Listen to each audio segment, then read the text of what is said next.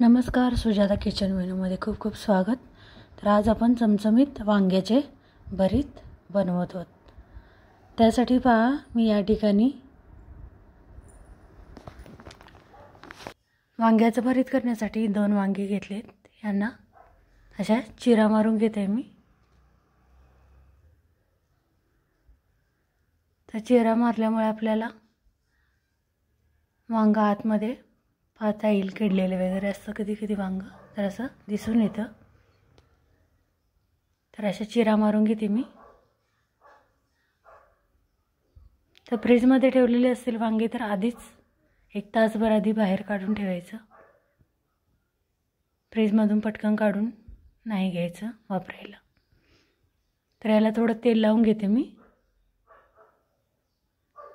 तेल थोडं लावून घेते दोन्ही वांग्यांना आणि गॅसवर या पद्धतीने भाजून घेते। चिरा मारल्यामुळे ते चारही बाजूनी चांगलं भाजलं जातं। तर असं परतवून चारही बाजूंनी भाजून घेते।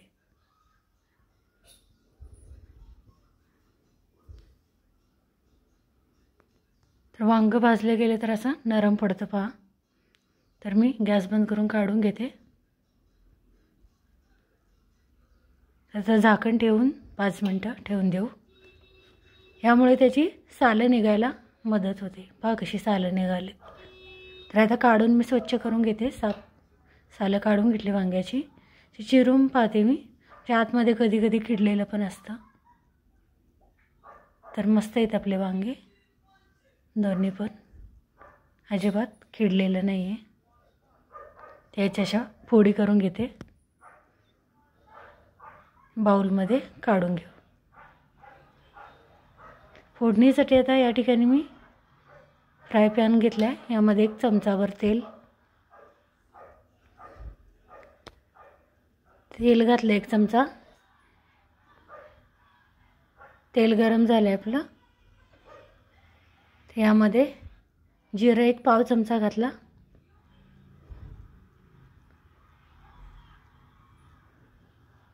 ओवा घातला 1 पाव चमचा।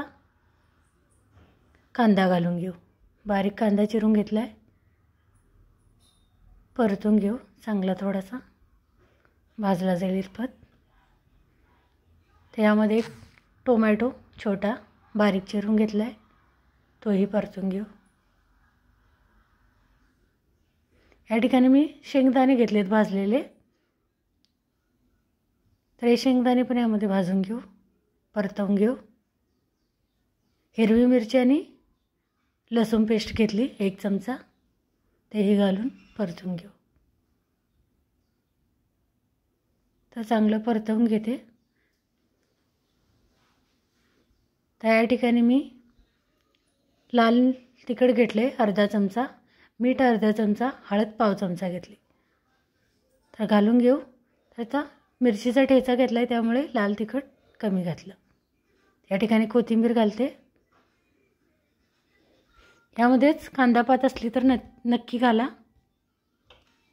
खूपच छान फ्लेवर येतो। तर 1 कापलेलं भाजून कापलेलं वांग तेही घालून घेते, परतवून घेते।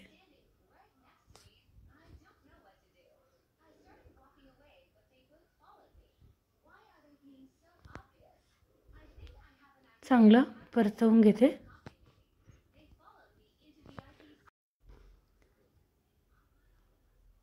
तर पहा कसा मस्त कलर आलेला आहे। आता या ठिकाणी माझ्याजवळ स्मॅशर होतं, यानंच मी हलकंसं जे आपल्या पुढे आहेत वांग्याच्या कापलेल्या त्या हलकंसं दाबून घेते, म्हणजे पूर्णपणे मिळून येईल ते। या पद्धतीने थोडंसं हलवून घेते, मिक्स करून घेतलं नीट। कांदा पात असेल तर यावेळी नक्की वापरा, बारीक चिरून कांदा पात। तर झाकून ठेवून 5 मिनिटं वाफवून घेऊ। 5 मिनिटानंतर पहा, आपलं झणझणीत असं वांग्याचं भरीत तयार आहे। खूपच छान चवीला बनतं। मध्ये मध्ये ते तोंडामध्ये शेंगदाणे येतात. काढून घेते मी बाउलमध्ये.